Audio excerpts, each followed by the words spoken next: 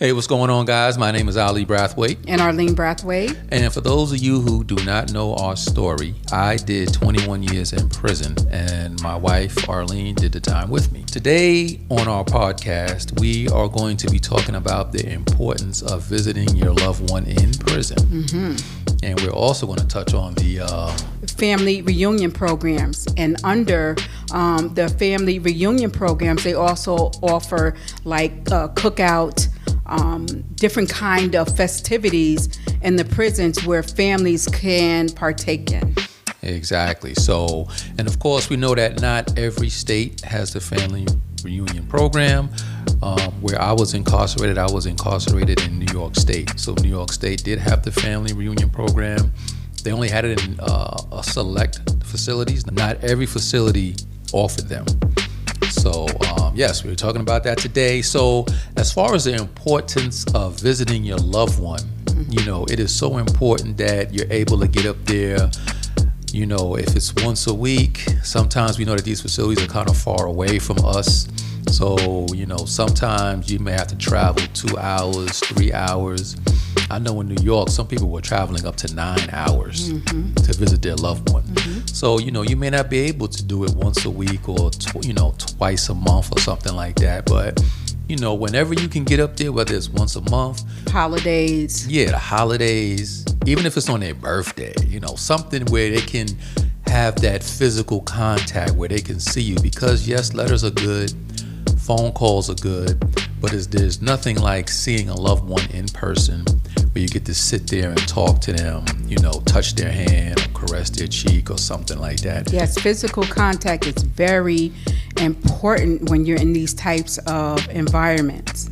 Especially for the person that's incarcerated, because nobody's touching us in prison, you know, and we're in an unnatural environment where we have to constantly put on this, you know, hard bravado, like, you know, we don't want nobody messing with us, so we got to act like we tough, we rough, and there's no softness to be seen or nothing like that. So, you know, it feels good every now and again to have a family member, whether it's your mother, whether it's your wife, girlfriend, to just, you know, give you a hug and whisper in your ear that it's going to be okay, you know, stuff like that. You know, we need to hear stuff like that.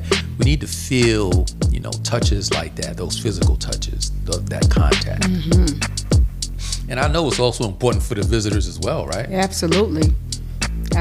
But when I was visiting, I thought my concern was, you know, my husband, because I look forward to, you know, giving him that undivided attention, so that would hold him mentally until the next time I came around. So that gave him some hope, something to look forward to when it came to that physical touch. Most definitely. And, you know, with the family reunion program, aka trailers, you know, we were blessed to be able to take part of those in certain facilities that we were in. So for those who don't know what the family reunion program is, it's when you're able to spend approximately 36 hours along with your family in what they call modular homes. So they'll have these homes on the facility premises, but they'll be away from the actual prisoners. So usually it'll be like on top of a hill of the prison or something like that. And when you pull up to them, they look like 6 or 7 modular homes, and you're able to, you know, spend time with your family in these homes, you know, overnight for like a day and a half approximately.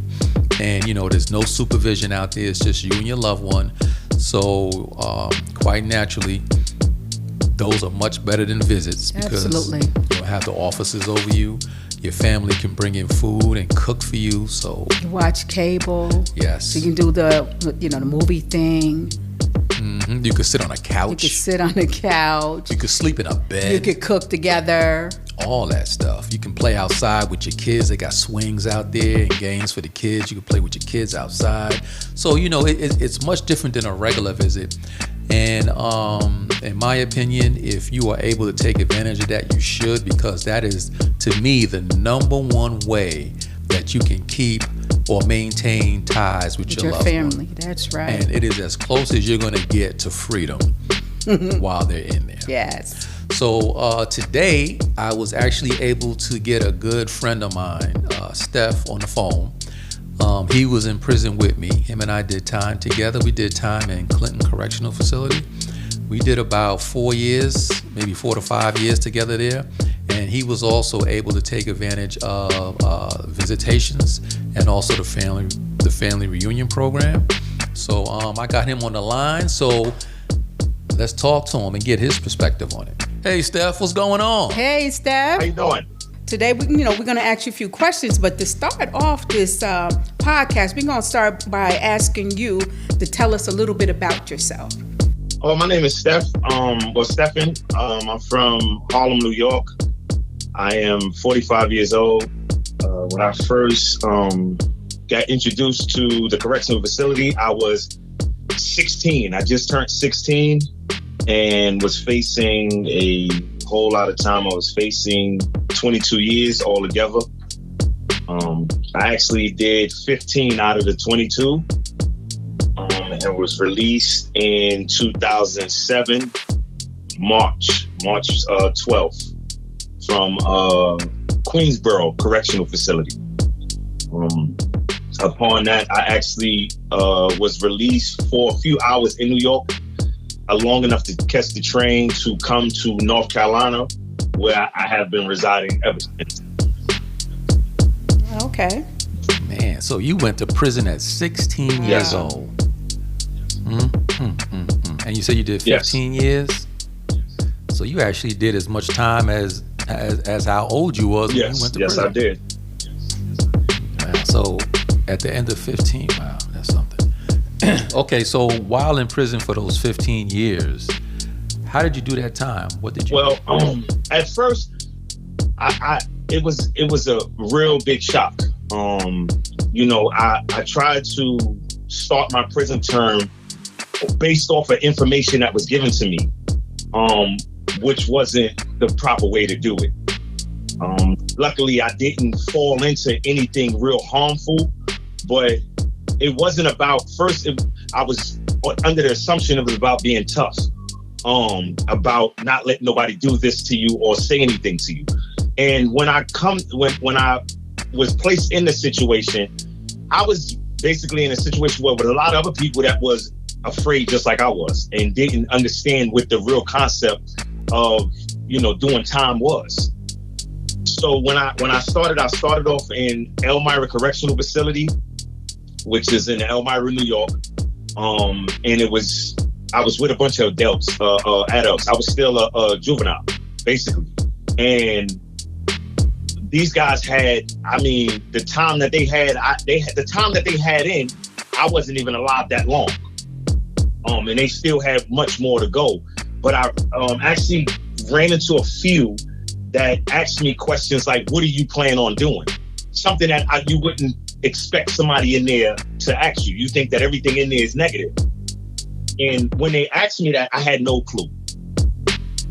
One of my milestones, one of the things that actually got me to wanting to correct my life, if you could say, or see if there was some issues with it, was receiving mail. I was receiving mail from my son's mother.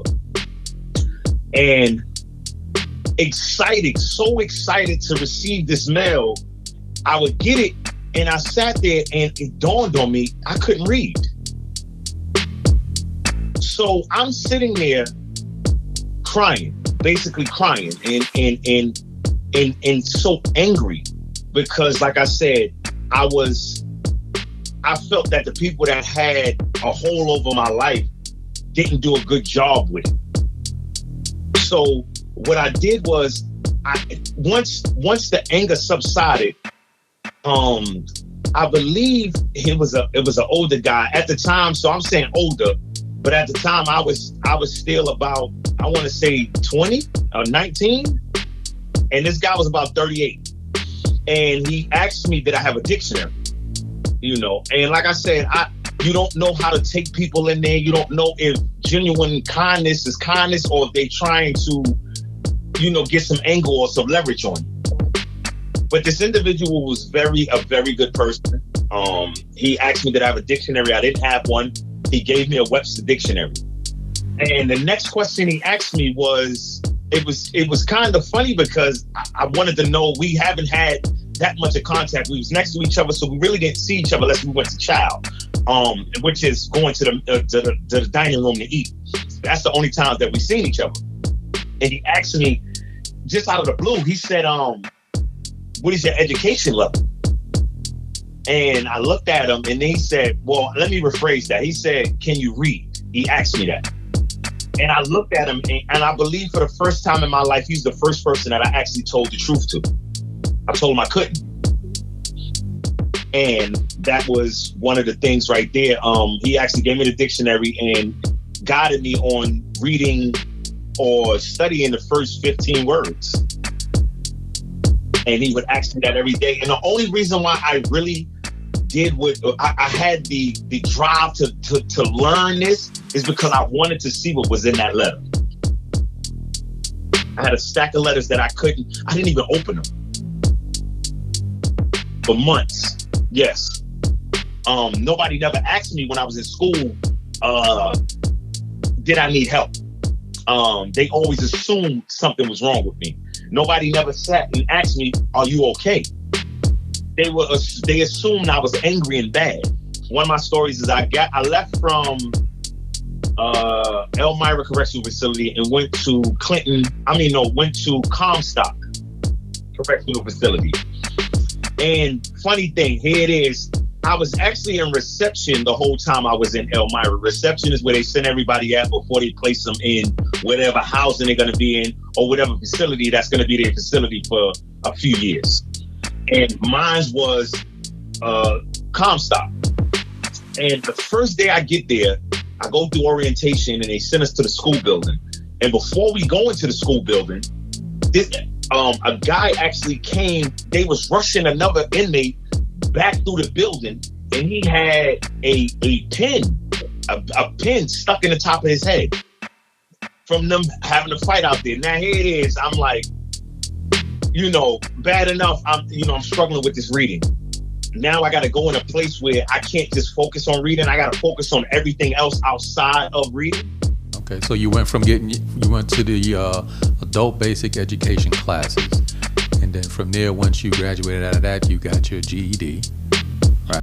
Yeah, I got my GED. I got my paper here. I scored high on the GED, which they thought I didn't do it. They thought I had some answers or something. Yeah, because I went from one position, from not being able to do something to really being able to do something real good, and they didn't understand it. It was like it had to be somebody help me. So I actually took it twice, and the second time was easier. So okay, so once you got the GED, then you was able to get some vocational trades and stuff like that. Yes, I did. I actually went to welding.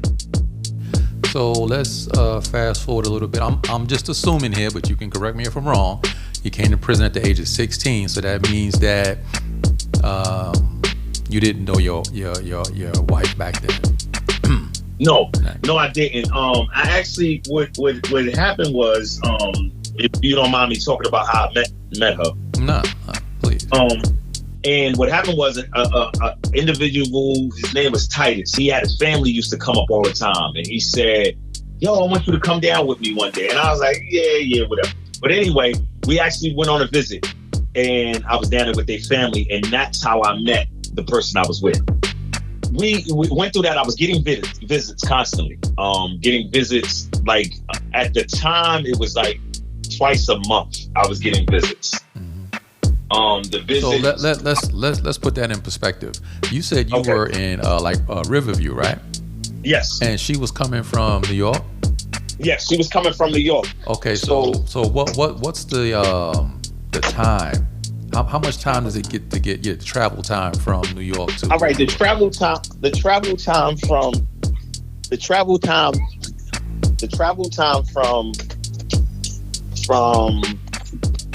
I want to say New York to there was actually I want to say like 9 hours. Wow. If I'm not mistaken. Yeah, that's about right. Because it wasn't a straight shot. I didn't know New York stretched that far. But I was at the top of New York. So it was more than 40 40 towns you had to go in with at least 80 counties that you had to pass through in order to get to where I was at. And going through that right there, I was so thankful that I appreciated it, everything. You know, I appreciated everything. But like I said, I always wanted people to understand that they have an option. If it's something that they don't want to do, you don't have to do it. I'm okay where I'm at. I put myself in this position. We actually got married. I'm sorry about that. I skipped over that. We actually got married. We went down. They tried to postpone it. We got married. And I want to say 2000. No, not 2000. Got married in 97 and 98. We got married. And we stood there. And of course, getting the same visits. Everything was normal. Visits every week. Writing. I wrote 4 letters a day to the same person for 7 years straight. Wow, that is a lot. That is a lot. Let's just back up, Steph, to you said you guys got married. Now, when people hear the word "we got married," the first thing you think about is a church, best man, bridesmaids, and all that stuff. Or they'll say, well, no, it wasn't that extravagant. So people will think, okay, well, City Hall. You went to the City Hall or whatever the case may be. When you say y'all got married, what kind of ceremony did y'all have? Well, if people, I call it a Rex in a marriage, which is funny because it was actually in the visiting room. I was allowed 2 witnesses from inside. Okay. So I pulled two friends that I knew outside the place. I knew them when I was little. I pulled 2 of them. And she brought my mother and somebody else to witness it. And it was just basically, it was the imam, which is the Muslim chaplain, that conducted the wedding. She had to stay there. She had to stay up in the town because it wasn't a weekend. It was during the weekdays, so that she can go to get the marriage license signed and stuff. So she had to sign them. I had to sign them. We had a notary in front of us, and then she had to go straight to the courthouse to get them approved and stuff. And filed. Yeah. So with that right there, after that, it's no nothing after that. It's just a basic you just basically get a kiss or shake a hand and that's it. That's it. Like, yo, it ain't no buffet. It ain't no catering. The catering is the vending machines, right? The vending machine. You get 5 sodas or something, you know, and they tell you, hey, yo, we're gonna turn our backs for a minute so you can kiss. I laugh. I'm saying, all right, cool, you know. But the thing was, me marrying a person was basically to let the person know that I was serious about what I believed in, and I didn't want to, like I said, I'm the type of person I'd rather leave you alone than string you along. I never was like that. I think that comes back to you. I'm so, we don't believe in superstitions, but I'm scared of karma. She seems to wait around the corner for us. Excuse me. Most people listening, right, would say that people in prison get married in prison for conjugal visits, right? But in a lot of cases, a person has to feel for that person. I'm not sure what your situation was, but with a person that's listening and they believe that people get married in prison for conjugal visits only, what do you have to say? What would you say to that?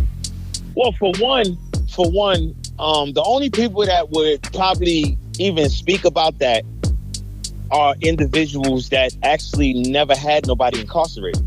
Because getting a conjugal visit, what we call trailer visits, because they are actually based in double wide trailers, you're not guaranteed to get them. That's not something, that's not a given. That's not something, that's a privilege that you have to earn, and everywhere doesn't have them.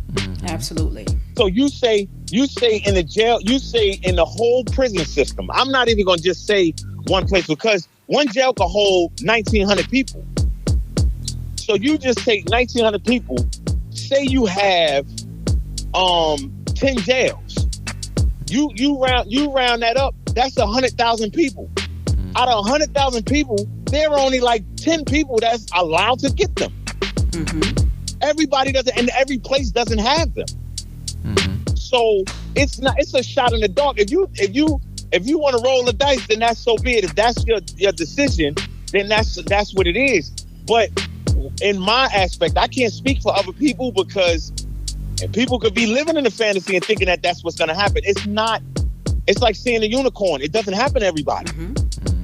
I know people that were married for 20 years and never could get to a facility that had conjugal visits. Absolutely. And if it wasn't designed like that, it surely looked like it was. Yeah, because there was a situation where myself and Arlene, even though we were married since 1993, there were some years that we were doing time where we were in facilities that didn't have trailer visits or the family reunion program, and we just had to deal with it. Most times, that was our situation. Most times, like you said, you have to, for me, you have to genuinely love and care for a person, because marriage is marriage is marriage. It doesn't matter where you are. You know what I mean? But from the people on the outside looking in, that's what a lot of people believe. They don't really know. And so funny about that, like you when it comes to the marriage situation, it's not, it's the same way as if you marry somebody free. It's a partnership. It's not one way. Believe me, ain't just one person getting benefiting out of this marriage thing. Absolutely. Now, whether if we benefit in different ways, that's something different. But doesn't mean that just it's a one-sided thing. Ain't nobody just riding up 1,000 miles to see you, getting up at the crack of dawn, going to strange lands and getting on strange vehicles, with people that doesn't have the best hygiene in the world, attitudes in the world. Like, you have to go through, it is so much to go through just to come visit somebody. That's why myself, I can't speak for other people, I was so thankful. Like, people used to be like, yo, you over thankful. There's no such thing as that. I know that somebody didn't have to do that.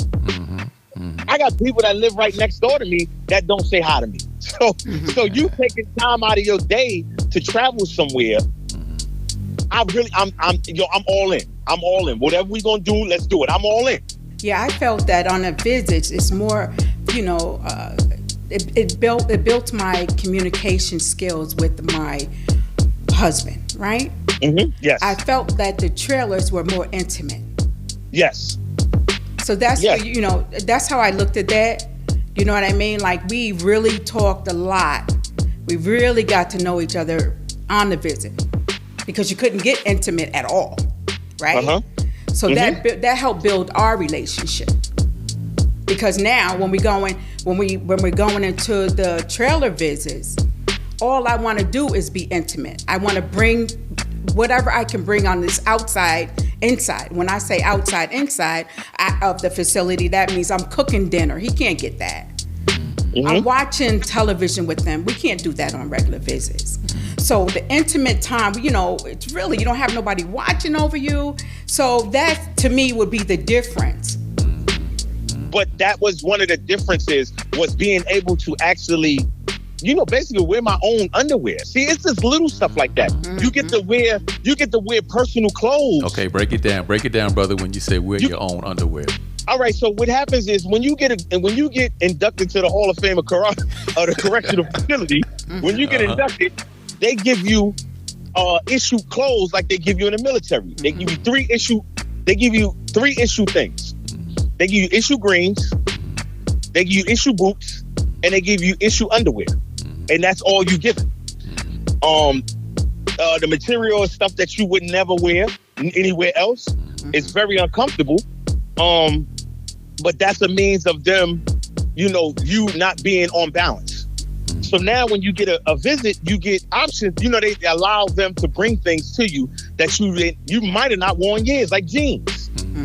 or like sweatpants, you know, or boxer shorts. You don't understand how much is taken for granted. Boxer shorts with different colors on them. Wait a minute. Oh Lord, wait a minute. Oh, I ain't have a pair of them in a long time. And it's just it allows you to just get that much closer to feeling human again. So basically, people in other facilities was probably getting them like maybe once every 90 days or something like that. But in Clinton, we was getting them, it could be as fast as like days. Every 45 days. Yeah, no, they was getting, other places were getting them 120. Yeah, exactly. Yeah, 120. Yeah, because every 4 months. What it is you got some people, like if you could come during the week, they had a system. You could come during the week, and they kind of liked you a little bit. You could work, because I remember I'm like, it ain't even 45 days, and they calling me. But you know what I mean? So at the time I had work, where I worked, they allowed me time. I could take time off whenever. So I've always went during the week because I wanted to get in quicker. Because I find that coming together for those family visits was mentally good for both parties involved. Yes, it really is. It really is, because you get a chance to hold a person and listen to them, and to be able to sit there with somebody and really feel that they genuinely need your assistance. That made me feel like all the decisions that I was making, the avoiding fights, the avoiding clashing heads with the security inside there, the avoiding contraband, all that stuff made me feel like it was worth it. It wasn't only just the conjugal visits that really helped me. It was the program that I was in really gave me an outlook better than the one that I ever had. It allowed me to be able to be who I was and to say whatever I needed to say. Exactly. So before we go, I just want to give a shout out, because the program you're talking about is the Merrill Cooper program, and that's that's where we met in Clinton. Merrill Cooper program. I was there for maybe like 4 years, and like maybe a year and a half into it, I wound up becoming a counselor there, and then so shout out to Dr. Hayden for actually, because he's the one that accepted you too, right? In the program. Yeah, he called personally. Yeah. There you go. So, shout out to him. Shout out to Frank Bushy. We know that he was the one that was coordinating the family reunion program. Shout out to Shirley Baker. Oh, yeah, definitely shout out to Shirley Baker, because she was his boss. That's right. That worked in Albany. So nothing approved without her, approving it. And hopefully we'll be able to get Shirley Baker on the show, because her and my wife became really close friends. And that's cool. So we're hoping to get her on the show to get her perspective of it as well. I was released after 15 years. I had to reach my CR date, which my conditional release date, where they couldn't hold me no more. I was released in 2007. February. I was released March 2007. I was released. And what happened was it was a real bad change of events. Me and y'all don't mind me saying her name, do y'all? Me and Denise, which was my wife, which still is, actually separated. Not the day that it happened, but I want to say within the first 4 months. And it wasn't due to me not wanting to be with her or her not wanting to be with me. It was due to circumstantial things. My first thing, my sister told me when I was little, she said, you can't do nothing for nobody unless you take care of yourself. That's what she taught me. She said, you ain't no good to nobody if you don't take care of yourself. And taking care of myself, meaning that I can't go back behind them walls. And if I don't have a good footing, then they're not gonna let you. It's not designed for you to stay home. If you don't have some type of connections to a community or to somebody there, you will not be successful in what you need to be successful, and that's staying out. Because the first thing that they want to do, you need somebody to watch your back. You need somebody to say, hey, I know he's been incarcerated. I got rights. And if one of my rights is taking care of him, then you need to watch what you're doing. You need somebody to hold you down. But you also need somewhere sound to rest your head. You know, you can't come home worrying about a bill. That's not going to work. That's not going to work. Because if you come home immediately worrying about where you're going to rest your head at, that's not allowing you that freedom to think about options. All right, so that was our conversation with Steph. We definitely want to appreciate him for coming on to the show. Yes. Thank you, Steph. All right, so we will see y'all next week. That's right. We out. Join us for our next show where we'll be interviewing a lady by the name of Tequila, where she'll be speaking on the relationship that she had with her father while he was incarcerated and the relationship after his incarceration.